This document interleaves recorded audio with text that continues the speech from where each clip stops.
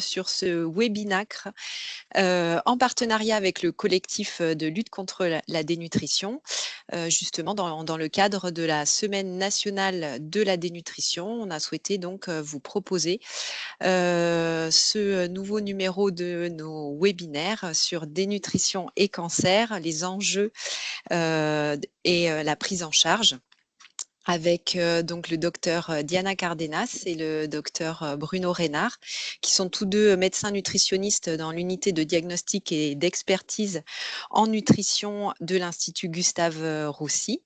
Bruno est donc chef de service et va nous exposer donc en premier ces enjeux autour de la dénutrition, et Diana Cardenas, qui est également membre du bureau du collectif de lutte contre la dénutrition et qui s'intéresse aussi aux aspects éthiques, va nous présenter donc les outils du collectif, et puis elle est également impliquée dans le déploiement du Nutrition Day en France. Donc, elle nous parlera de cet événement qui est renouvelé chaque année pour avoir justement une idée du niveau de dénutrition dans les services hospitaliers. Je vais partager mon écran pour vous présenter le réseau NACRE pour ceux qui ne connaissent pas encore notre réseau. Hop. Est-ce que c'est bon? Oui, c'est bon. Merci. Donc le réseau Nutrition, Activité Physique, Cancer, Recherche, qui existe depuis 2000, regroupe en fait les équipes de recherche académique qui travaillent sur ces questions de nutrition, d'activité physique dans le cadre du cancer, autour à la fois de la prévention nutritionnelle des cancers primaires, mais aussi de la prise en charge des malades atteints de cancer, et puis la prévention nutritionnelle des récidives et des seconds cancers. Donc on a plusieurs objectifs au sein du réseau, donc fédérer la recherche, informer le public et puis former les professionnels de santé. Et on s'attache aussi à réaliser des synthèses, des connaissances scientifiques et des expertises collectives sur ces sujets. Donc, on peut aujourd'hui s'appuyer sur 47 équipes en France, qu'elles travaillent sur des approches cliniques, des modèles expérimentaux, l'épidémiologie ou les sciences humaines et sociales, avec une répartition sur l'ensemble du territoire. Ça regroupe aujourd'hui plus de 450 experts et expertes sur ces questions, avec 170 projets de recherche vraiment en lien avec la nutrition et le cancer.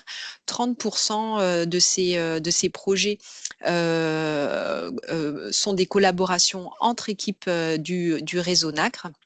Ce réseau qui peut s'appuyer aujourd'hui sur une cellule de coordination et un comité de pilotage pour organiser des séminaires scientifiques annuels, des formations régulières à destination des professionnels de santé, des événements aussi pour le grand public et pour les patients.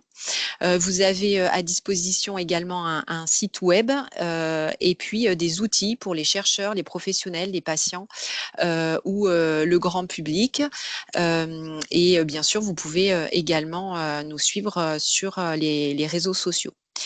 Donc, ces webinacres, c'est un rendez-vous scientifique trimestriel qu'on organise grâce à l'intervention d'experts français ou internationaux sur une thématique autour de la nutrition, de l'activité physique et du cancer, quelle que soit la discipline, en santé publique, en recherche clinique, en recherche expérimentale, en sciences humaines et sociales.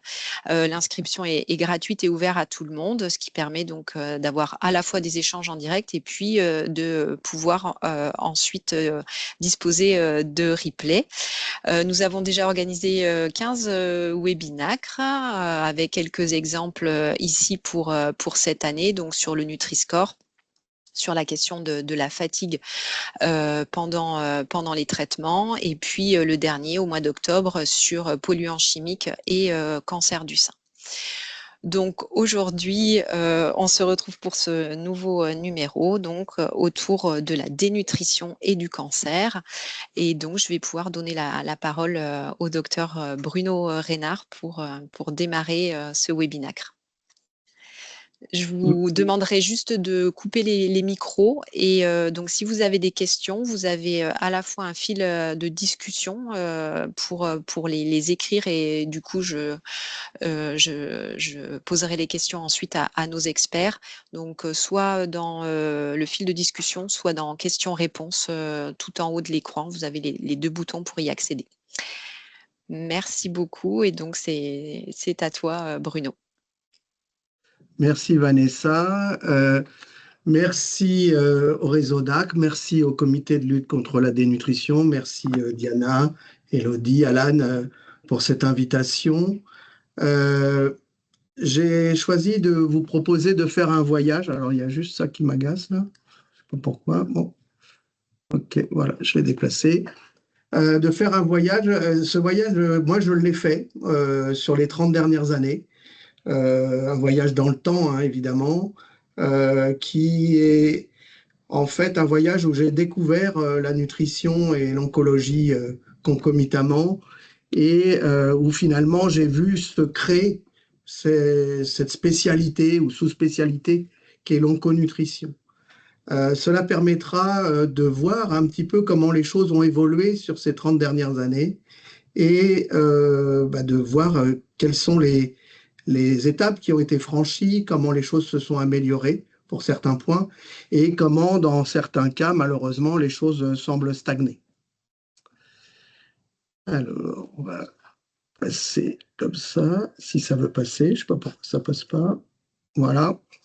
Et donc, comme je vous ai dit, je vais essayer de vous présenter une espèce de frise historique là, sur les 20 minutes qui viennent.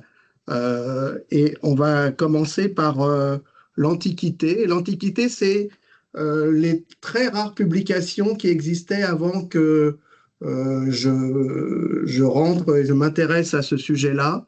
Je voudrais rendre hommage d'ailleurs à cette occasion au professeur Gérard Nittenberg qui m'a accueilli dans son unité de réanimation et de nutrition à Gustave Roussy au début des années 90. Et ça m'a tellement passionné que j'ai continué. Et à cette époque-là, donc au tout début des années 90, il n'y avait pas grand-chose. Il y a quand même un papier qu'on citait très régulièrement, qui était publié, comme vous voyez, en 1980. Hein. Donc c'est il y a très, très, très, très longtemps. La preuve en est, c'est que vous voyez que le PDF est quasiment illisible, telle la pierre de Rosette déchiffrée par Champollion. Et en fait, tout était déjà présent dans ce papier, puisque même si l'oncologie de 1980 n'est pas l'oncologie de 2025, eh bien, il était déjà notifié à la fois la forte prévalence de la dénutrition chez les patients atteints de cancer en cours de traitement et la haute criticité du problème, c'est-à-dire le fait que la dénutrition avait un impact pronostic majeur. Et donc, c'est ça qu'il faut retenir, c'est qu'on sait tout ça depuis très longtemps et finalement, il a fallu de longs combats, de difficiles combats pour arriver à améliorer les choses. Alors, quand j'ai commencé à travailler, j'ai eu la chance de travailler avec le docteur Nittenberg, les choses ont commencé à bouger.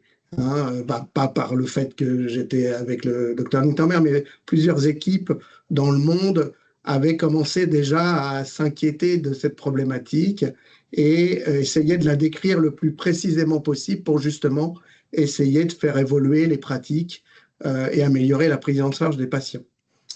Et ce papier d'Andreev a fait quand même beaucoup bouger les choses. Donc, il date de 1998 et dès sa parution, il y a eu une vraie prise de conscience qui aurait dû être prise dès 1980. Et en fait, ce papier, avec une méthodologie un petit peu plus précise, plus rigoureuse que le travail de De Vis, a montré qu'effectivement, dans les cancers digestifs, et ensuite ça a été reproduit dans d'autres localisations, pulmonaires en particulier, eh bien, il y avait un lien très fort entre la perte de poids et le pronostic en termes d'échec des traitements, d'effets secondaires sévères des traitements, d'interruption de traitement, etc. Et que finalement, quand on arrivait à maintenir le poids ou à ralentir la perte de poids, eh bien, le pronostic était meilleur. Donc, il y avait déjà, là encore, dès 1995-2000, des premiers résultats qui confortaient dans l'idée qu'une intervention nutritionnelle pouvait être intéressante pour améliorer le pronostic au-delà du traitement anticancéreux lui-même. Excuse-moi juste, Bruno, est-ce qu'il est possible de passer en plein écran pour le PowerPoint? Parce que là, on a l'écran de contrôle avec les 2 slides. On n'a pas le zoom. Je ne sais pas comment il faut faire. Masquer, voilà, c'est ça. Parfait, c'est parfait, merci. C'est bien comme ça? C'est parfait. Bon, très bien. OK, désolé. Excusez-moi. Et dans la même période, des essais interventionnels étaient déjà mis en place, modestes certes, mais intéressants, comme celui-ci, à base de compléments nutritionnels oraux, en situation post-opératoire de chirurgie lourde pour cancer, avec des résultats qui étaient très impressionnants, puisque là, vous voyez l'évolution du poids après intervention chirurgicale chez des gens qui avaient des compléments systématiques et qui les prenaient évidemment, et des gens qui n'en avaient pas. Et clairement, il y avait une différence très significative qui montrait que l'intervention nutritionnelle, au sens large du terme, qu'elle soit pré- ou post-thérapeutique, à condition qu'elle soit active et qu'elle soit évidemment associée à une surveillance des malades, permettait de maintenir l'état nutritionnel, d'améliorer l'état nutritionnel.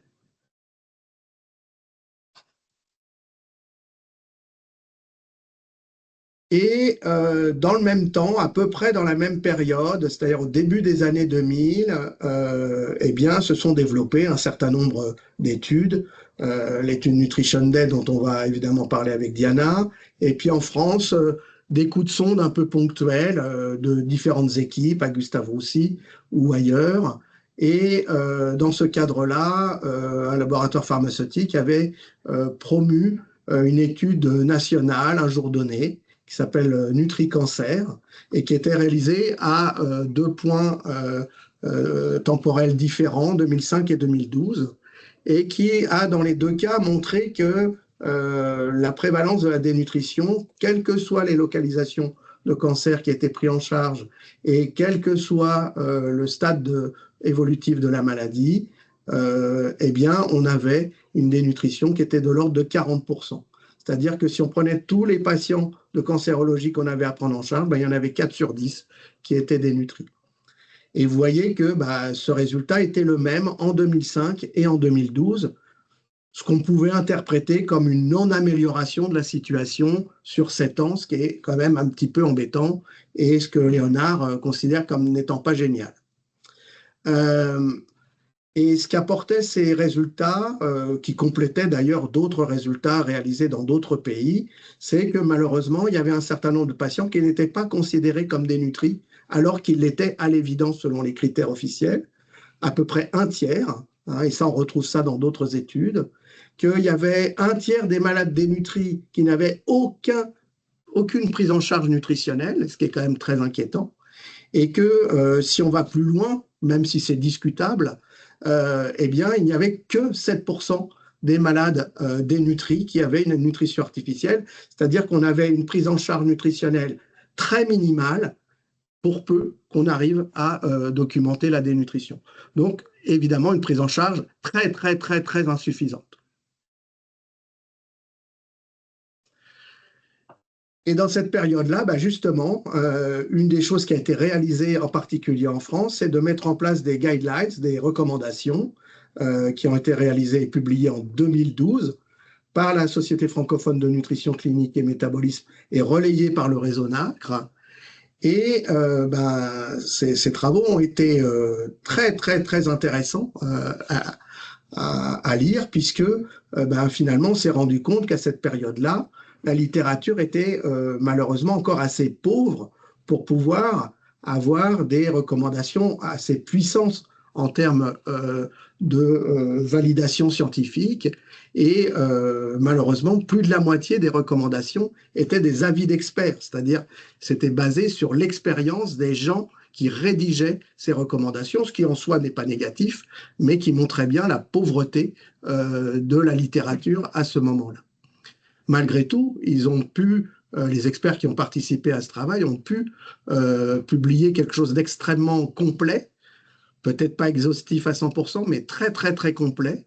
Et par exemple, vous voyez que de façon très claire, ils affirmaient la nécessité absolue d'intégrer l'évaluation nutritionnelle dans le dispositif d'annonce, donc dès le diagnostic, pour pouvoir ensuite avoir une mise en place de programmes thérapeutiques dédiés du point de vue nutritionnel, qui soient adaptés au traitement.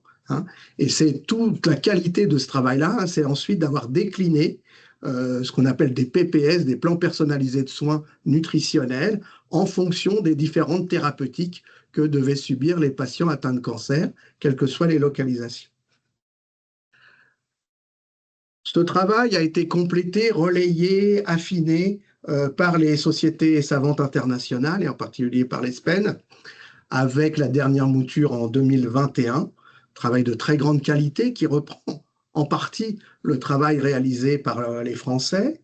Et voyez que malgré le fait qu'entre les deux travaux, il y a 9 ans d'écart, eh bien, encore une fois, plus de la moitié des recommandations sont des consensus d'experts, c'est-à-dire qu'on affirme des éléments de prise en charge de façon assez claire et précise, mais avec un substratum scientifique qui est soit léger, soit carrément absent.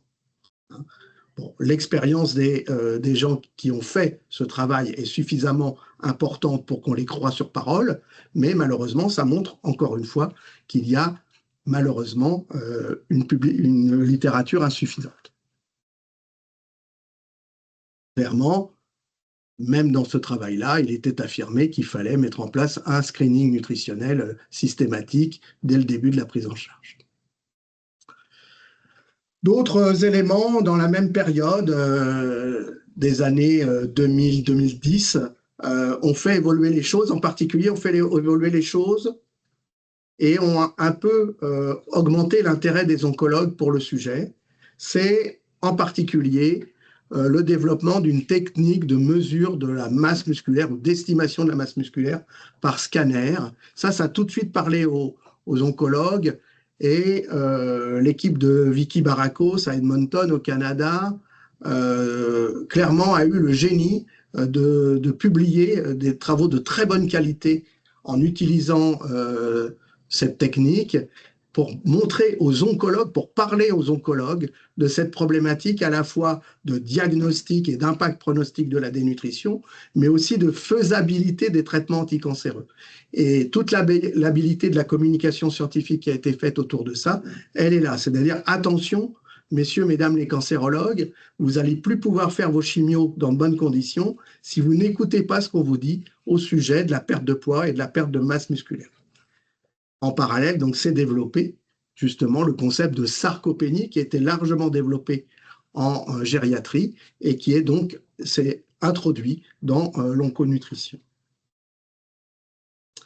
On sait maintenant que c'est un outil qui pourrait changer les choses et dans un futur que j'espère proche, par l'aide de l'intelligence artificielle, du machine learning, de l'intégration de ces logiciels de mesure de surface musculaire indexée dans les machines de scanner, on pourrait avoir une automatisation de ces mesures et donc avoir immédiatement, dès qu'on a un scanner, cette mesure-là, ce qui permettrait de sensibiliser l'intérêt de la mesure et alerter bien plus précocement les oncologues, les chirurgiens, les radiothérapeutes, mais aussi les équipes de support à la perte de masse musculaire et donc à la dénutrition.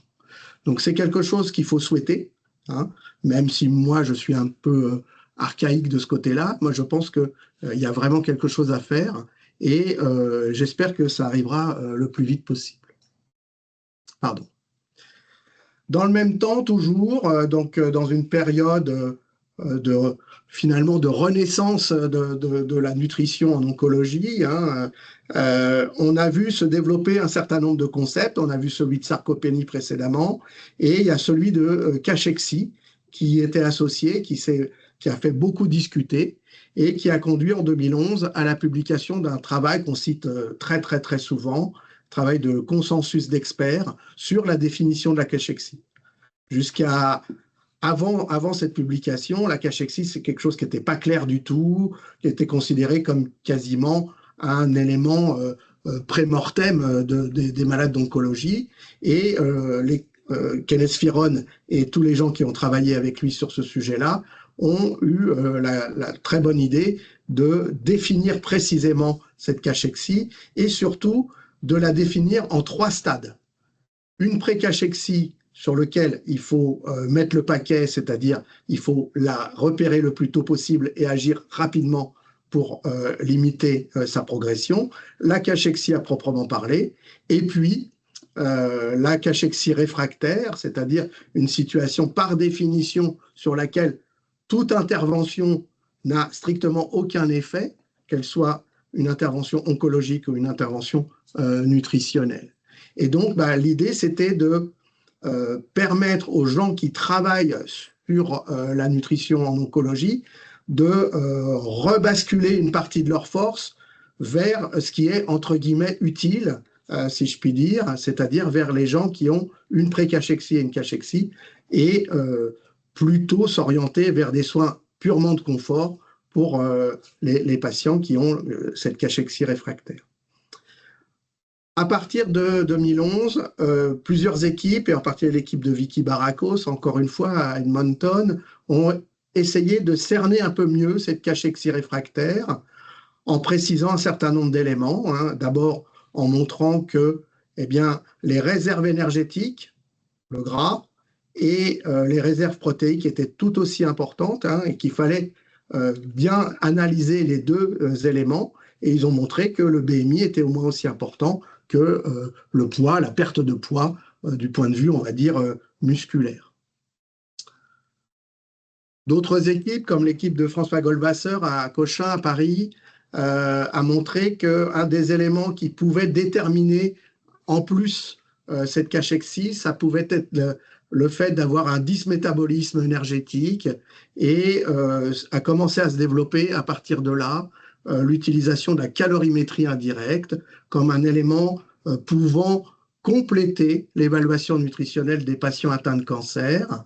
Et il a montré, enfin son équipe a montré que les patients qui étaient hypermétaboliques avaient probablement un pronostic plus altéré, indépendamment de tout autre facteur que les autres, et donc c'était un élément qu'on pouvait inclure dans la définition de la cachexie. Et puis d'autres équipes se sont intéressées à d'autres aspects de la cachexie, en particulier le lien avec le microbiote intestinal, en particulier une célèbre équipe belge qui a montré que la dysbiose était aussi un élément qui pouvait participer de l'évolution de cette cachexie, et qu'on pouvait éventuellement, en intervenant sur ce microbiote, éventuellement modifier l'évolution de cette cachexie. Donc vous voyez que en même temps qu'on la définissait, on essayait de la préciser de mieux en mieux. Alors, ce n'est pas terminé, mais on avance petit à petit pour mieux définir, pour mieux préciser quel est l'ennemi. Et en plus de ça, de nombreuses équipes ont bien montré qu'aucun traitement anticancéreux n'échappait à la logique: dénutrition, augmentation du risque d'effets secondaires graves des traitements, que ce soit les chimiothérapies conventionnelles, la radiothérapie, la chirurgie, et surtout les nouveaux traitements qu'on nous a proposés dans cette période-là, les inhibiteurs de tyrosine kinase et l'immunothérapie. Même dans ces traitements-là, qui étaient initialement considérés comme mieux tolérés, on pouvait avoir un risque supplémentaire de toxicité lié à la présence de la dénutrition. De façon assez logique, dans les suites de tout ça, sont apparues des logiques de prise en charge un petit peu plus intelligentes, si je puis dire, et en particulier multidisciplinaires. Dans cette période-là, on a commencé à voir émerger le terme de préhabilitation, et en particulier en cancérologie. d'abord purement en chirurgie, et puis ensuite dans un cadre plus large de cancérologie. Et je crois que c'est un peu, entre guillemets, la deuxième idée géniale de cette période, c'est finalement de dire il faut concentrer nos efforts à un moment donné pour rendre le patient capable de recevoir les traitements dans de bonnes conditions. C'est quelque chose qui s'est largement développé depuis, qui est fait par de nombreuses équipes, qui est théorisé maintenant par de nombreuses équipes, en particulier des équipes au Canada, et c'est quelque chose qui petit à petit fait son chemin au sein des équipes d'oncologie, de chirurgie, de radiochimiothérapie, etc. Et qui, je pense, est quelque chose qui va s'installer naturellement dans les organisations de soins des patients atteints de cancer dans les quelques années à venir. Malgré tout, et on peut le regretter, on l'avait déjà regretté avec les recommandations de 2012, les preuves scientifiques de l'efficacité de la renutrition en cancérologie sont assez limitées. Bon là, je vous ai cité de façon non exhaustive un certain nombre de publications qui sont, quand on les lit, souvent assez décevantes parce qu'on a des résultats sur certains aspects de la prise en charge, par exemple le poids ou la force musculaire, mais pas sur le global, c'est-à-dire sur la qualité de vie et sur le pronostic en termes de survie ou inversement. Et donc, on est toujours gêné quand ces interventions nutritionnelles n'ont pas une efficacité globale, surtout quand elles sont bien faites, elles incluent pas mal de patients. Et fort heureusement, il n'y a pas si longtemps que ça, a été publié un travail de très très grande qualité qui s'appelle l'étude EFFORT, qui a là, cette fois-ci, bien montré que d'intervenir sur le plan nutritionnel, en particulier chez les patients atteints de cancer, améliorait le pronostic dans sa globalité des patients. Et ce qui m'a fait, au moment où j'ai fait la diapositive, me fait dire enfin, on va pouvoir justifier notre travail et on ne va pas être viré demain par notre directeur. Ce qui est amusant de lire dans ce travail-là, c'est de voir avec quel niveau d'amélioration des ingestats on arrive à améliorer le pronostic des patients et comment on peut comparer ça avec les recommandations nationales et internationales. Eh bien, c'est très simple. Pour pouvoir améliorer de façon très significative le pronostic des patients dans cette étude, on est passé en gros de 17 à 21 kilocalories par kilo de poids et par jour, alors que les recommandations préconisent 30 à 35, 25 dans certaines situations, kilocalories par kilo de poids et par jour.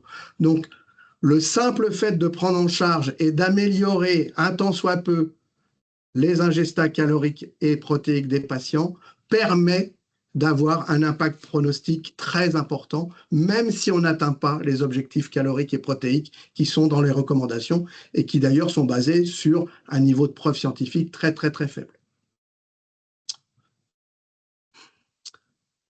Dans cette période plus récente, dans cette période moderne, entre guillemets, sont apparus aussi d'autres concepts, et en particulier l'idée qu'on pouvait traiter la cachexie et la dénutrition par des médicaments. Ça, c'est tout nouveau.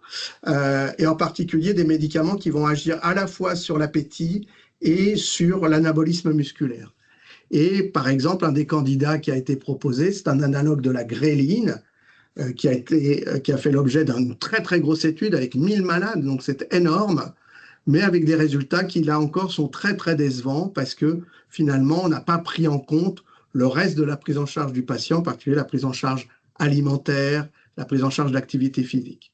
Ce qui me fait dire, et ce qui fait dire à Albert, que finalement c'est une étude certes intéressante avec une molécule qui a potentiellement un avenir, mais qui n'est pas moderne dans son design. Et c'est le cas aussi avec une autre molécule, là, publiée encore plus récemment, qui a les mêmes vertus potentielles que la précédente, qui peut agir à la fois sur l'appétit et sur l'anabolisme musculaire. Et parce qu'on a designé l'étude quasiment de la même façon que la précédente, c'est-à-dire sans tenir compte correctement de la prise en charge nutritionnelle associée et la prise en charge d'activité physique, on a des résultats qui sont globalement extrêmement décevants. Donc voilà ce petit voyage de 30 ans pour vous dire que les choses ont quand même considérablement évolué dans le bon sens sur les 3 dernières décennies, que la dénutrition reste très prévalente et malheureusement insuffisamment reconnue ou tardivement reconnue, que clairement, en tout cas en France, les diététiciennes et les diététiciens ont un rôle central dans cette prise en charge, mais qu'ils sont, dans un grand nombre de cas, insuffisants en nombre et insuffisamment reconnus, en particulier sur le plan financier et organisationnel. Que la sensibilisation des équipes soignantes et médicales, ça, je pense que Diana va en reparler, c'est quelque chose qui doit être amélioré, clairement, pour avoir du dépistage précoce et systématique. Qu'il faut arriver, par les outils modernes, à intégrer de façon beaucoup plus systématique le dépistage et l'alerte nutritionnelle. Et que probablement, un des éléments de prise en charge des années à venir, ça va être l'intégration systématique des programmes de préhabilitation, donc des programmes multidisciplinaires. Je pense qu'on manque malgré tout d'évaluations scientifiques correctes et qu'on aurait besoin d'études publiées dans des grands journaux avec des résultats très positifs pour pouvoir continuer à discuter à armes égales avec nos collègues oncologues, radiothérapeutes, chirurgiens et pouvoir, entre guillemets, améliorer la position de la nutrition dans la prise en charge des patients. Je vous remercie. Merci beaucoup, Bruno. Alors, n'hésitez pas à poser vos questions donc, dans le chat ou dans la partie questions-réponses, donc le petit point d'interrogation tout en haut de votre écran. On a quand même déjà quelques questions. La première, est-ce qu'une balance d'impédance-métrie donne des renseignements sur la sarcopénie? Et on a une des personnes qui a tenté une réponse, mais ça vaut peut-être la peine que Bruno, tu recadres ça, puisque l'impédance-métrie donne pas forcément des renseignements directement sur la sarcopénie. Il y a marqué que c'est un critère pour diagnostiquer la sarcopénie, qui est la masse musculaire appendiculaire. Donc peut-être que tu peux recadrer un peu tout ça.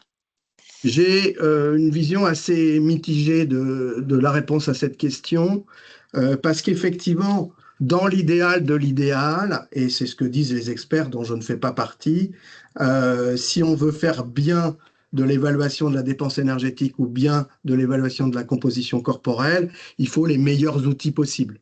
Et il y en a des meilleurs que d'autres, ça c'est clair et net. Mais je crois que l'urgence absolue actuellement, c'est à mettre en place des programmes de dépistage et de diagnostic de la dénutrition là où il n'y en a pas, et avec finalement n'importe quel outil possible à partir du moment où on arrive plus ou moins à le maîtriser, et surtout on l'utilise largement, c'est-à-dire qu'on apprend au fur et à mesure du temps à l'utiliser, et il est reproductible, c'est-à-dire qu'on va toujours utiliser le même outil pour évaluer un patient donné ou une population de patients donnés. Donc, je dirais que ma réponse, elle est entre les deux, non pas parce que je suis normand et je ne le suis pas, mais parce que la discussion est encore largement ouverte. Ça a fait l'objet d'un symposium au JFN il y a quelques années et qui était très intéressant. C'est-à-dire qu'effectivement, dans l'idéal, il faut du matos de très très bonne qualité, mais qu'avec du matos de moins bonne qualité, à partir du moment où on est motivé à faire du dépistage et ensuite à prendre en charge les patients, on peut peut-être se débrouiller déjà dans un premier temps et puis secondairement acheter du matos plus compliqué. Voilà. Oui, dans les critères de dépistage et de diagnostic de la dénutrition, il y a effectivement plusieurs critères qui passent soit par la masse, soit par la force. Et certains sont, comme tu le soulignes, plus accessibles en pratique courante, même si l'idéal, ce serait d'avoir des outils performants pour suivre aussi le patient et avoir plusieurs points de suivi au cours des traitements. Absolument. Il y a quelques années, on avait eu ce débat-là aussi avec l'albumine. Et je me souviens de discussions très intéressantes avec David Segui en particulier, de Lille, qui où on disait l'albumine, c'est pas bien, c'est pas un bon critère de dénutrition. D'ailleurs, il a disparu des critères de première ligne de dénutrition de la HAS. Le problème, c'est soit ça, soit rien. Moi, je préfère ça que rien, hein, clairement. Hein. Même si je ne suis pas du tout un grand fan de l'albumine, et je pense qu'on peut faire avec plein d'autres choses que de l'albumine, ça c'est clair et net, mais quand les gens n'ont pas la capacité de faire autre chose que ça, ils n'ont même pas la capacité de peser les gens, faisons avec l'albumine pour l'instant, et puis après, on développera d'autres outils. Hein. L'urgence, c'est vraiment à faire.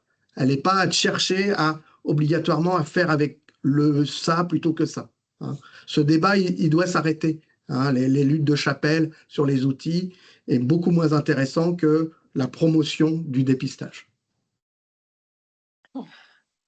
Dans les questions, on a quel est l'impact justement d'une dénutrition biologique avérée avec l'albuminémie sans perte de poids notable chez un patient soigné pour un cancer chronicisé par thérapie ciblée?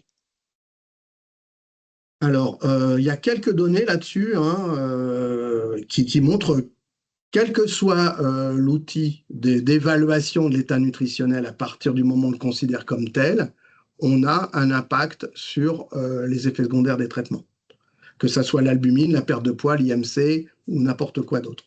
Donc, effectivement, l'albumine peut être un élément permettant, même s'il est plus pronostique que nutritionnel, de prédire le risque de complications des traitements. Voilà. J'invite ceux qui n'utiliseraient l'albumine d'utiliser éventuellement d'autres outils un peu plus robustes, comme la perte de poids ou éventuellement la composition corporelle malgré tout. Hein. Par rapport à la perte de poids, est-ce que le pronostic n'est pas bon même pour des personnes qui sont obèses et qui perdent du poids suite à une révision de l'alimentation? Alors, ça, c'est tout l'intérêt de faire de la composition corporelle, justement. Alors, j'en ai pas parlé, mais il y a le concept d'obésité sarcopénique qui a été largement développé, en particulier par l'équipe d'Edmonton, et qui montre bien l'intérêt quand même d'aller gratter sous le gras ce qu'il y a de muscle, hein, si je puis dire.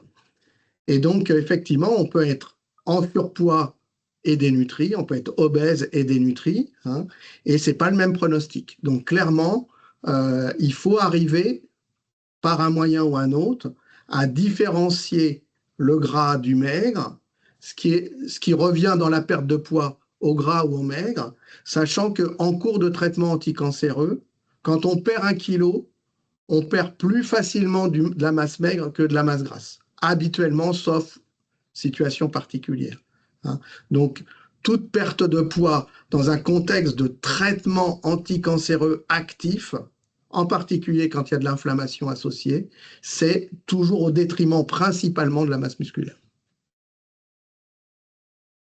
Merci. Une autre question, donc, est-ce que la composition en macronutriments a été intégrée dans les expériences sur les apports en calories de 17 à 21 kilocalories par jour?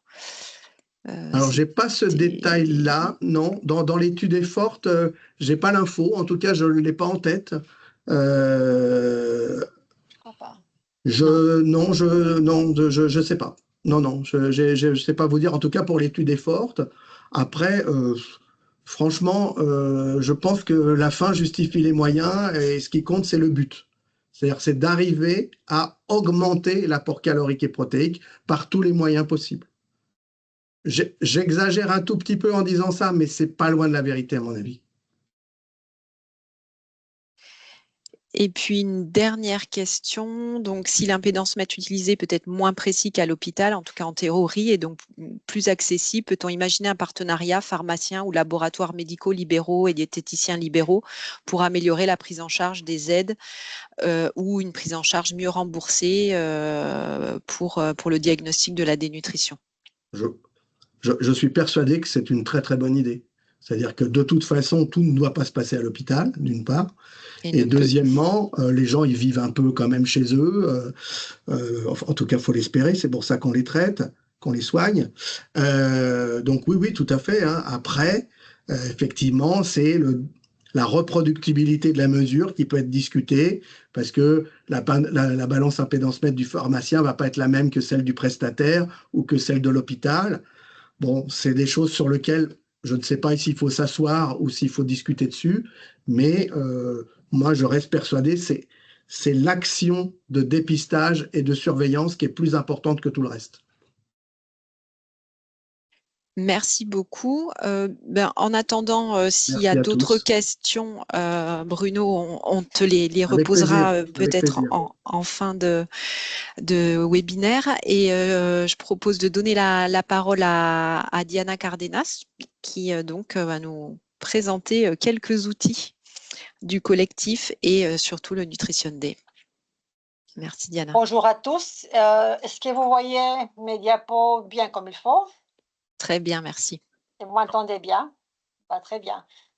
Donc, merci. Je voudrais tout d'abord commencer par vous remercier pour cette invitation. Je suis vraiment très contente de partager avec vous ces petites 20 minutes sur des nutritions et cancer. Et moi, je vais me centrer sur la présentation d'un outil qu'on a développé maintenant il y a 2 ans avec les collectifs. Et aussi vous parler des Nutrition Day. Je vais essayer un peu de faire un peu un switch entre les deux, qui est soutenu par les collectifs, mais aussi par la CFNCM. Et donc, tout d'abord, pour commencer, quelques données sur la semaine de la dénutrition. Donc, c'est quoi cette semaine nationale de la dénutrition? Je pense que peut-être tout le monde la connaît, mais c'est vrai que c'est une semaine très riche et c'est une semaine exemplaire en Europe. Je pense que c'est les pays d'Europe qui a des actions si fortes. Ça se passe partout en France avec les acteurs médico-sociaux et du sanitaire et d'autres secteurs aussi. Et le but est très clair, est celui de lutter contre la dénutrition. Donc ça se passe cette semaine. Et évidemment, il y a le soutien des différentes institutions, vous le voyez donc en bas de l'image. Donc, c'est pour qui, en fait, on cible quoi? On cible des milliers d'acteurs de tous horizons, des entreprises, des associations, des professionnels du premier recours, des établissements de santé, des établissements médico-sociaux. Et les actions sont très larges. Depuis 4 ans, depuis qu'on fait la semaine de la dénutrition, les actions se sont élargies et ils ciblent principalement donc, les dépistages, la prévention, la formation, la sensibilisation, je pense que là, c'est l'axe principal, la communication et des actions pendant les repas. Donc, cette semaine, la semaine 2025, et elle atteint des records. Je pense chaque année, les collectifs, on se dépasse. Il y a le double d'actions recensées, plus de 15 000 actions, 3 700 projets de labellisation reçus, plus de 2 000 kits de communication envoyés et plus de 3 000 organisations enregistrées et plus d'1,5 million de flyers envoyés. Vous voyez, chaque année, les collectifs arrivent à réaliser des actions des plus importantes. Donc voilà, on est là, donc c'est webinaire aujourd'hui, mais sachez qu'il y a d'autres webinaires cet après-midi et le reste de la semaine. Ça se termine donc vendredi. Je pense que vous avez encore le temps de vous inscrire si vous voulez suivre d'autres webinaires ou d'autres activités dans cette semaine de la dénutrition. Donc, comme je vous ai dit au départ, je vais vous parler sur les outils de prise en charge de la nutrition en oncologie développés par le collectif il y a 2 ans et les Nutrition Day. Et si je peux résumer tout ça en une phrase, je pense que c'est vraiment une affaire des poids. Parce qu'on sait très bien que les poids a été depuis vraiment très longtemps la base du diagnostic de la dénutrition. Aujourd'hui, la classification internationale des maladies est toujours fondée sur l'IMC. Et puis l'IMC, on sait très bien que ce n'est pas moderne, c'est pas récent, c'est milieu ou début du 19e siècle. Adolphe Quetelet, qui était cette sociologue et scientifique qui essayait de décrire l'homme moyen, nous parle de la relation, l'homme pouvait décrire en relation la taille au carré. Et cet index de masse corporelle a résisté le temps et un siècle et demi ou plus après est toujours utilisé par l'OMS comme le seul critère de dénutrition chez l'adulte. Et je pense qu'il était temps qu'on puisse le dépasser. Et donc, grâce aux efforts de la Société européenne de nutrition clinique, à travers le gouvernement suédois et d'autres sociétés, plus de 40, ils ont réussi à faire bouger les choses. Et aujourd'hui, depuis le mois d'octobre, on sait qu'il y a eu un amendement de l'OMS avec cette classification internationale de maladies pour dire, OK, il n'y a pas que l'IMC, il y a d'autres critères phénotypiques qui peuvent amener un diagnostic de la dénutrition. Ça va être normalement officiellement commencé à être mis en place à partir de 2027. Et donc, évidemment, la perte de poids reste centrée, reste la base de ces diagnostics. Et donc, la perte de poids est importante et c'est pour ça qu'on a décidé donc, de faire cet outil avec les collectifs, des outils pour prévenir la dénutrition centrés sur la perte de poids. Donc, pourquoi des outils pour la prise en charge de la dénutrition en oncologie? Je pense que Bruno nous l'a déjà très, très bien décrit.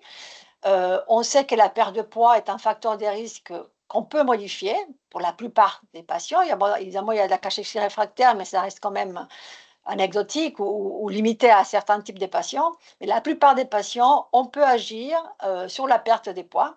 Et donc, l'outil nous présente bien quelle est la relation entre dénutrition et l'impact sur la maladie, comme l'a très bien, nous a bien parlé Bruno. Donc, on a développé avec le collectif il y a 2 ans, avec Unicancer, l'Interclan, NACRE et Gustave Roussy, un outil qui consiste en une guide à destination des professionnels, principalement les oncologues, et pour les patients, avec un carnet de suivi des poids. Donc, je vais vous le montrer assez rapidement. Vous pouvez le télécharger, vous pouvez le personnaliser pour votre institution. Et je trouve vraiment que c'est un outil qui peut être vraiment assez utile pour sensibiliser et pour vraiment amener des actions concrètes concernant le dépistage précoce et rapide de la dénutrition. Donc, tout d'abord, cette guide a des personnes atteintes du cancer, donc pour les patients. Il y a une première définition, on essaye d'expliquer avec un langage facile à comprendre c'est quoi la dénutrition et les principaux risques sur les personnes qui sont dénutries. On va expliquer que l'immunité est atteinte, qu'il y a un affaiblissement, etc. pour sensibiliser juste aux patients que la dénutrition n'est pas normale. On pense encore qu'on est malade, on est traité et donc je suis dénutrie, j'ai perdu du poids et c'est normal, ça va avec. Donc on sensibilise à cette normalisation qui n'est pas vraie. Et ensuite, quelques détails, évidemment, ça reste large public, mais c'est basé sur l'évidence aussi, sur ce qu'on sait, comment on peut la prévenir, avec des recommandations sur l'alimentation, évidemment, et sur l'activité physique. Ensuite, il y a donc ces guides, c'est une partie de guide qui est destinée à des professionnels, donc les oncologues principalement, parce qu'on sait que dans une consultation en oncologie, les oncologues ont très peu de temps et les temps qu'ils ont sont centrés pour la maladie et on voulait proposer avec cette partie du guide, d'une manière facile, comment les oncologues pouvaient identifier, au moins faire un dépistage, un screening de la dénutrition, qui soit assez rapide et simple, surtout avec un outil qui est aujourd'hui validé par des études. Donc, on voulait proposer avec ces 3 questions, facilement, tout oncologue peut vraiment en 5 minutes pour ces 3 questions.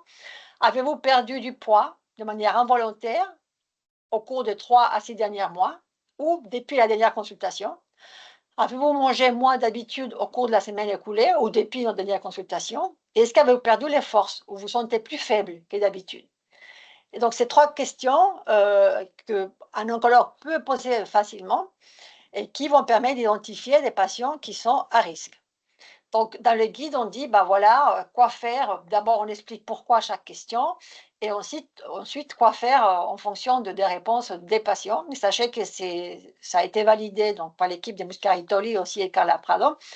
Et donc, c'est un outil qui a un soutien scientifique et vraiment, je vous recommande d'essayer de le mettre en place dans vos institutions. Il y a aussi évidemment pas uniquement les poids, mais la force aussi musculaire, comme on l'a vu, c'est important. Et donc, dans ces guides, on propose la mesure de la masse musculaire comme une idée atelier pour la semaine de la dénutrition, de simplement faire le dépistage à travers de hand grip, de la force d'expansion. Et on montre ici donc cet outil du dépistage que les SARCEF et on explique comment l'utiliser. C'est une idée donc pour des ateliers dans vos institutions centrés donc, sur l'importance du screening de la sarcopénie qui commence, on sait que ça a été introduit dans la dernière version de la définition de la sarcopénie. Il faut d'abord dépister la diminution de la force et ensuite on fait la diminution de la masse, mais si la force est déjà diminuée, il faut faire des investigations pour confirmer cette diagnostic de sarcopénie. Donc là, c'est une idée d'un atelier à mettre en place dans les institutions centrées sur le dépistage de la sarcopénie. Ensuite, il y a donc les carnets de suivi du poids. Ça, c'est une brochure, un petit carnet avec de feuilles. Alors, on peut donner aux patients, on peut mettre le logo de l'institution et en fait, dans cette carnet, on va encore une fois définir la dénutrition, les risques, comment la prévenir et on va dire aux patients, voilà, il y a aussi l'axe sur l'activité physique et donc on demandera aux patients de remplir votre poids, de faire un suivi auto-suivement du poids.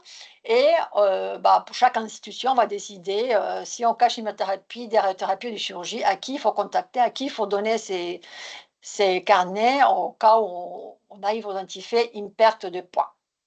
Donc voilà, je pense que cet outil, comme je l'ai dit, c'est ciblé pour les patients et pour les oncologues pour arriver à faire visible cette problématique de la dénutrition et la sarcopénie avec des outils qui puissent être vraiment simples et faciles pour les patients, faciles pour les oncologues et surtout faciles à mettre en place. Donc ça, c'était les buts de cet outil.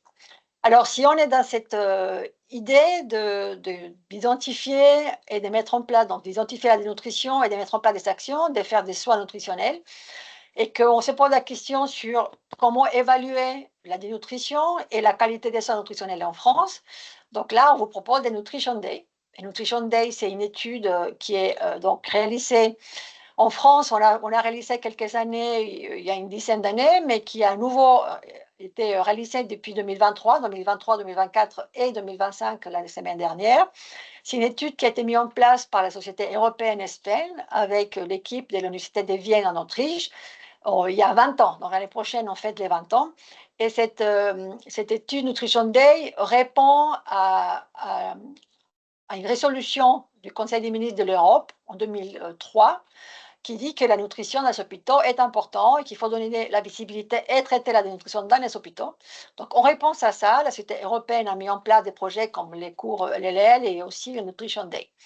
Et donc, cette Nutrition Day, c'est quoi? C'est une étude donc, multicentrique, internationale, de type audit. Donc, sur une journée, on va appliquer plusieurs questionnaires, tout le monde de la même manière, tout le monde les mêmes questions, qui peut se faire au niveau des hôpitaux, mais des EHPAD ou chez les médecins généralistes, qui est anonyme, qui est assez facile. En général, toutes les questions sont assez simples, qui est centré sur les patients. Donc, si on participe à l'hôpital avec les services, c'est les services qui vont ensuite recevoir un rapport avec les indicateurs de qualité. Et de cette manière, donc, on pourra se comparer avec soi-même au fil des années et avec les institutions au niveau européen et au niveau mondial. Donc, le Nutrition Day, c'est surtout une étude qui permet de prendre une photo des soins nutritionnels au niveau des institutions, au niveau des services et des institutions.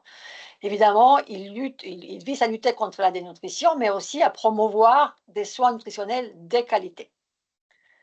Et donc, très important, savoir que cette Nutrition Day, donc c'est deux choses. Tout d'abord, du benchmarking, c'est-à-dire on peut faire une analyse comparative de soi-même, si on le fait tous les ans, et c'est ça, idéalement, de répéter chaque année les Nutrition Day, pour savoir comment les soins évoluent au sein de l'unité, du service, et s'il y a des points à améliorer, parce qu'on peut le voir dans les différents rapport, si on dit voilà, il faut améliorer un point ou un point B, on peut savoir si ces actions qui ont été menées peuvent être améliorées au fil des années et on peut se comparer aussi au niveau France, au niveau Europe et au niveau mondial. Et d'autre côté, on est en train d'alimenter aussi une base de données pour faire la recherche au niveau mondial qui est une des bases de données les plus importantes. On sait aujourd'hui que cette base-là, il faut actualiser, là c'est 2023, mais bientôt je pense qu'on aura tous les infos sur 2024 avec plus de 300 000 patients. Donc c'est Là, j'ose dire que c'est une des bases de données les plus importantes qui existent aujourd'hui en médecine. Et en 2023, il y a eu 600 patients, en 2024, 541 patients, donc à peu près un peu plus de la moitié des CLCC. Donc, lorsqu'on participe à Nutrition Day, on reçoit après un rapport assez complet avec tous les indicateurs de qualité qui vont vraiment permettre de savoir comment on réalise les soins nutritionnels à travers les différentes étapes. Donc, je vais vous montrer quelques résultats assez rapides. Donc, on a su qu'en 2023 et 2024, donc, il y avait autour de 50% de dénutrition, en 2023, 51% et en 2024, 44%. Et un des données qui nous a marqué, c'est qu'en 2023, il y avait 61% des patients qui étaient pesés à l'admission. On trouve ça que c'est assez faible pour des centres des luttes contre le cancer, c'est assez bas. Mais en 2024, il y avait une nette amélioration. J'espère que c'est parce qu'après Nutrition Day, il y a eu peut-être des choses qui ont été mises en place au niveau du service pour justement augmenter le poids, la prise de poids, de prendre le poids des patients dans les services. Donc voilà, ça c'est très rapide sur 2 points sur les résultats en France. Mais on est en train aussi d'analyser la base des données donc depuis 2006 à 2023. Cette base des données en oncologie, ça n'a jamais été, il y a eu une petite publication mais d'un pays, mais la base des données entière de patients oncologiques de Nutrition Day n'a jamais été analysée. Et c'est ce que nous on est en train de faire. Je vais vous montrer quelques données. Parce que c'est évidemment, il y a beaucoup d'informations, mais juste pour vous donner envie de nous lire, on va soumettre ces papiers assez rapidement. Donc, juste pour vous donner envie de nous lire et pour vous montrer comment on peut utiliser le Nutrition Day et à quoi ça sert le Nutrition Day. En fait, c'est sans doute une mine d'or pour comprendre la dénutrition chez les patients atteints du cancer à l'hôpital. Et donc là, on a décidé d'analyser cette base de données en se comparant avec des patients non atteints du cancer, évidemment à l'hôpital dans la même période. Donc on a analysé 224 000 patients. C'est beaucoup, dont il y a 45 000 patients atteints du cancer. Donc on sait que concernant le diagnostic du cancer, c'est principalement donc les cancers colorectal, gastrique, poumon et autres types de cancers. Donc concernant la dénutrition, le risque de dénutrition, lorsqu'on participe au Nutrition Day, on est capable de calculer différents scores, notamment le MST et les GLIM. Et donc, on sait que les patients atteints de cancer sont beaucoup plus à risque que les patients sans cancer, donc 46 versus 34%. Et si on regarde à l'intérieur de ces patients à risque, on sait que la prévalence de la dénutrition est encore plus importante chez les patients atteints de cancer que les patients non atteints de cancer. Les patients avec du cancer, c'est ici en bleu. Donc, il y a à peu près 36% des patients dénutris versus à peine 21% chez les patients non dénutris et les patients sans cancer. Donc, on a regardé, comme je vous ai dit, énormément d'informations.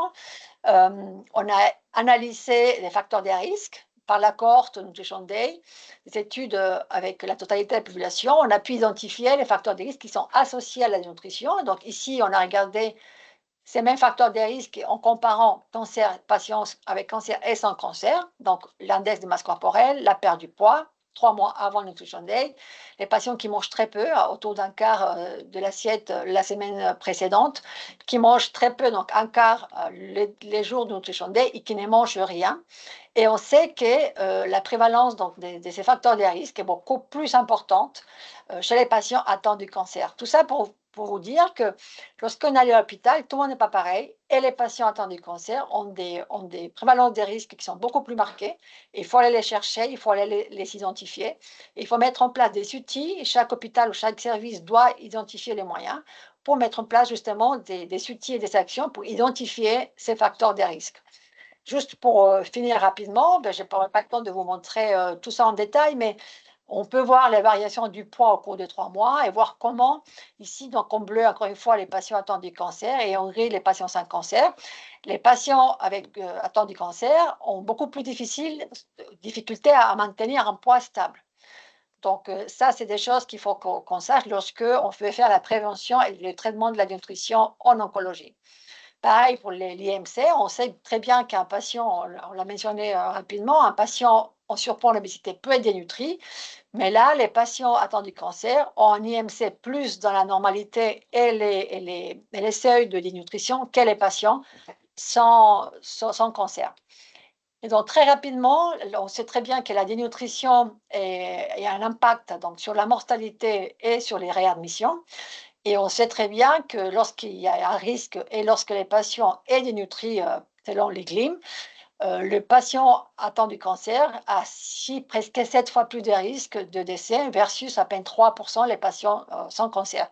Donc ça, c'est des données très importantes qui vont peut-être essayer ou vont nous servir à mettre en place des actions. On va pouvoir parler de l'importance et de l'impact de cette problématique des dénutrition chez les patients atteints de cancer pour vraiment réussir à transformer et à mettre en place des actions pour traiter correctement ces patients. Donc voilà, pour terminer, juste 2 invitations. La première, à participer l'année prochaine au Nutrition Day, c'est dans un an. Il y a un site Nutrition Day France où tout a été traduit, qui ne remplace pas Nutrition Day International, le site international, mais c'est Nutrition Day France, tout est traduit et on va pouvoir s'inscrire pour participer l'année prochaine. Vous pouvez m'écrire aussi à Nutrition Day France si vous avez des questions, si vous voulez savoir comment participer l'année prochaine. Et la deuxième invitation, c'est suivre le collectif et recevoir la newsletter pour soutenir toutes nos actions. Et voilà, merci beaucoup.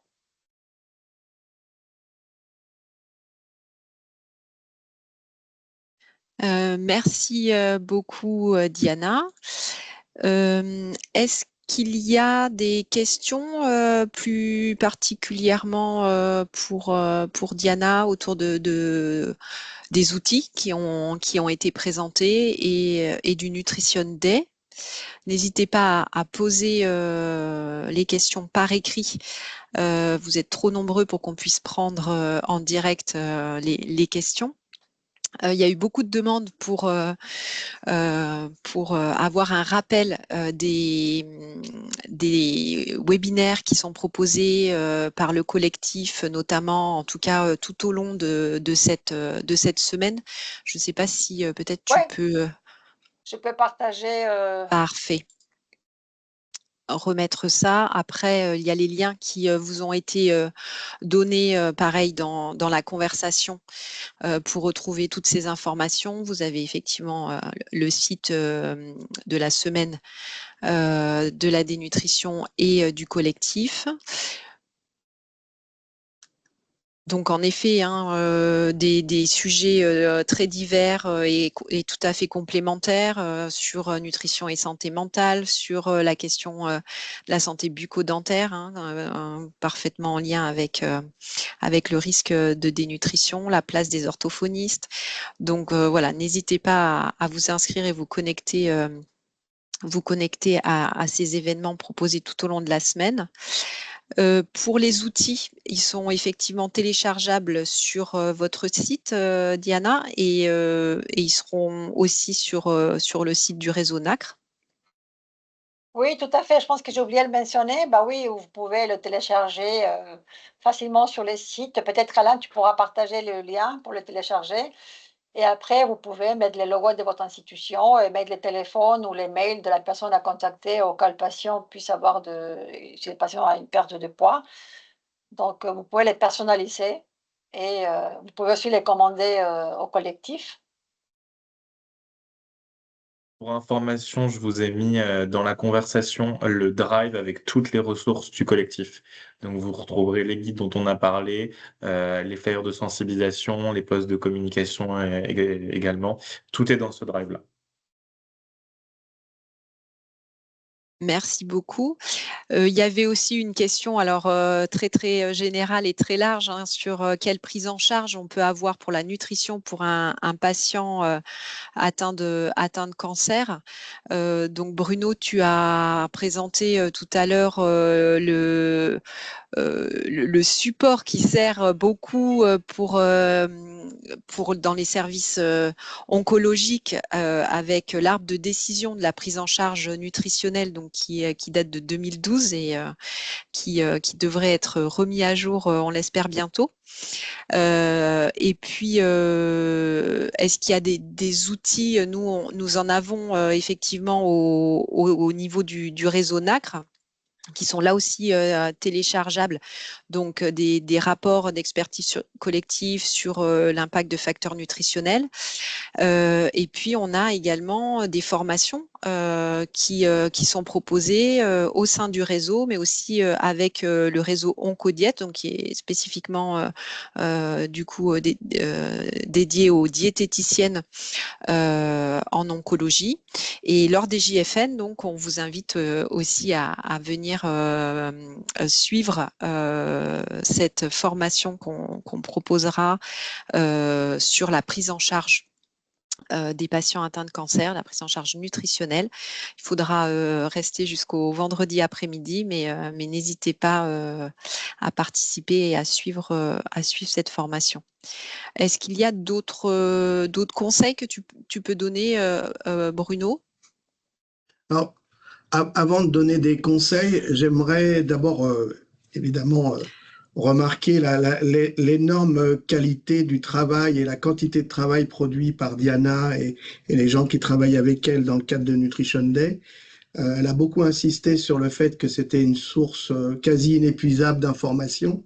Parmi celles-ci, je crois qu'il y en a deux qu'il faut retenir. C'est premièrement la pesée à l'admission, qui à mon avis est un critère de qualité de prise en charge globale et nutritionnelle en particulier, et sur lequel malheureusement on a des résultats qui peuvent être de l'ordre du pitoyable, parfois même à Gustave Roussy. L'autre élément, et ça va permettre de rebondir sur la question, c'est par exemple la délivrance ou le bon process pour que les patients aient les compléments nutritionnels oraux qui sont prescrits, pour peu qu'ils soient prescrits.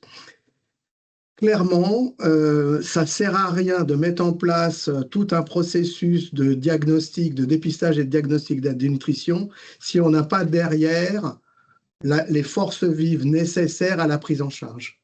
On va se retrouver avec des kilotonnes de gens qui seront dépistés et dont on ne saura pas quoi faire. Donc la question, elle est tout à fait légitime. Je pense qu'il faut agir de deux façons.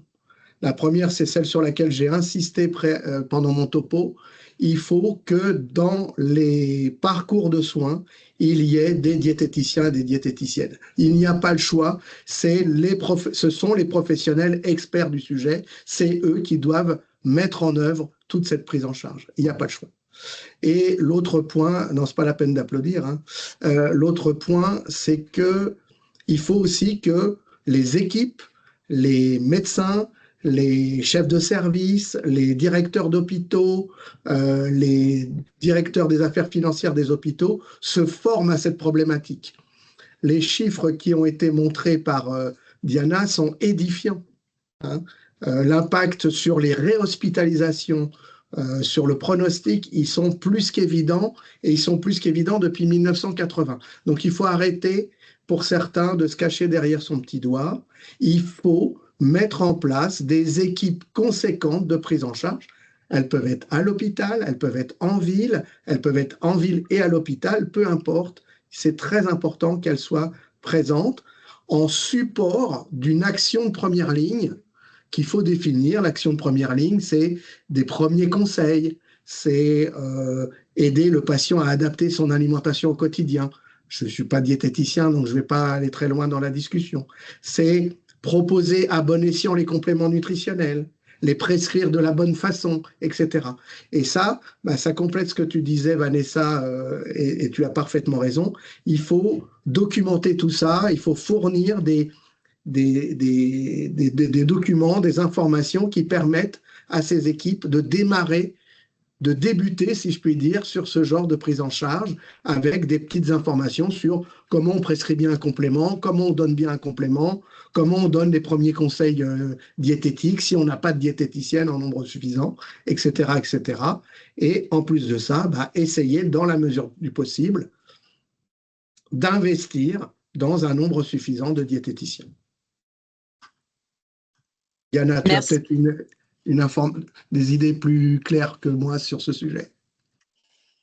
Non, non, c'est très clair. Moi, je dirais qu'il faut créer donner la visibilité à la problématique et promouvoir les soins nutritionnels, tout, et avec des actions très simples comme peser les patients, mettre en place des outils faciles à comprendre pour tout le monde.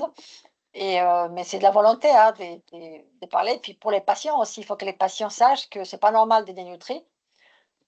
Travailler avec les patients la problématique aussi, et participer au Nutrition Day, ça va vous aider à créer l'awareness, de créer les conscientisations sur la problématique.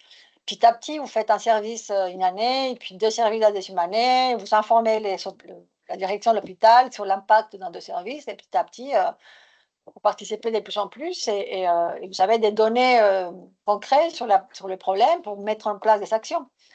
Donc, suivez le collectif, là où vous trouverez les outils, et participez au Nutrition Day. Oui, tu as raison, Diana, et merci beaucoup pour tout le travail qui a été réalisé et qui est réalisé. Comme le soulignait Bruno, ça donne des données absolument indispensables et très originales. Et en plus, comme tu le dis, hein, à l'échelle d'un service ou d'un hôpital, ça donne des chiffres pour se comparer d'une année à l'autre, mais aussi par rapport à d'autres services, savoir où on en est. Et on peut comme ça essayer de sensibiliser son établissement pour justement avoir de nouveaux moyens pour recruter des diététiciens pour les patients. On a aussi abordé la question des outils. Alors, avant de parler d'impédance mètre, c'est vrai qu'une simple balance, c'est déjà bien utile et ça demande pourtant pas un gros investissement. Et on voit effectivement qu'on a encore des patients qui sont pas forcément pesés à l'admission. Donc, on a une belle marge de progression, et des initiatives comme le Nutrition Day permettent d'appuyer sur les actions à mettre en place. Et la semaine de la dénutrition également a un énorme impact maintenant en termes de communication, et va bien sûr nous aider à porter les messages dans les services hospitaliers notamment. J'ai peut-être une petite question pour toi, Diana. Donc, justement, sur le Nutrition Day, tu as mentionné que c'était un jour donné, mais peut-être pour rassurer aussi les personnes qui seraient intéressées à le mettre en place l'année prochaine. Si ce jour-là, ça colle pas forcément dans le service, ou s'il y a des difficultés, peut-être les rassurer sur le fait qu'on peut décaler un tout petit peu le jour de participation, et qu'on peut parfaitement s'adapter. Oui, tout à fait. En fait, c'est à partir du 12 novembre, vous avez un mois pour le faire un jeudi. Il faut que ça soit un jeudi. Par exemple, nous, à Gustave-Roussy, on va le faire cette semaine, là, après-demain. Ça a été en France et un peu partout, la plupart des services l'ont fait il y a une semaine, mais nous, pour différentes raisons, on a décidé de le faire dans le cadre de la semaine de la nutrition, et de le faire jeudi prochain. Donc, vous pouvez le bouger, ça n'a aucun impact, mais il faut que ça soit pendant le mois de novembre, au maximum début décembre. Il faut que ça soit un jeudi. Et il faut savoir qu'on fait le recueil de données à J30 si on est un service hospitalier normal. Donc, il faut à J30 aller prendre des données sur chaque patient. Donc, il faut tenir compte qu'il faut les 12 ou les 24 ou du mois suivant, donc janvier ou décembre, il faut aller recueillir encore des données. Mais si vous pouvez, c'est assez flexible, il n'y a pas de souci.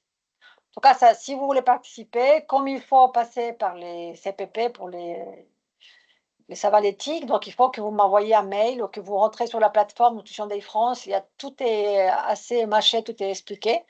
Mais si vous avez encore des questions,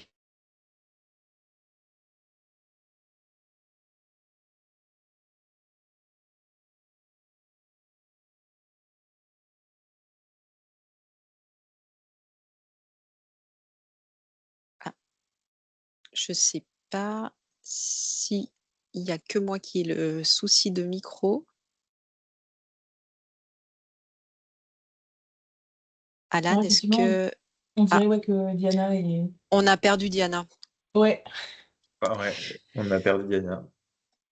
Bon, c'est dommage parce que c'était des conseils pratiques pour participer au Nutrition Day, mais je pense que maintenant, vous avez toutes les informations et les liens vers les sites dédiés à la fois donc, pour la semaine nationale, pour le collectif ou pour le Nutrition Day, et puis bien sûr le site du réseau NACRE.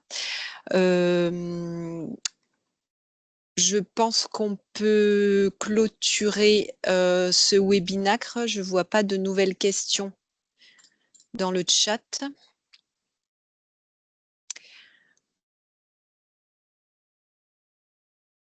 Non, donc il nous reste vraiment à remercier chaleureusement Diana et Bruno pour leur participation aujourd'hui et ce webinaire de grande qualité qui nous a apporté plein d'informations.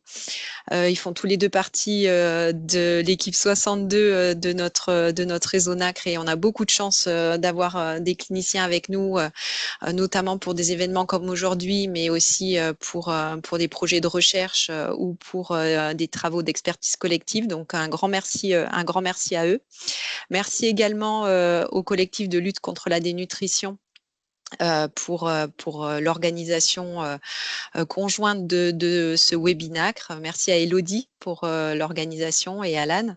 Et merci à vous de vous être connectés aussi nombreux, de vous être inscrits aussi en grand nombre. Hein. On a eu plus de 900 inscriptions pour ce webinaire, donc ça montre bien l'intérêt de cette question de la dénutrition chez les patients atteints de cancer et on a vu qu'on avait encore beaucoup de chemin à faire, mais qu'on est en bonne voie pour améliorer leur prise en charge.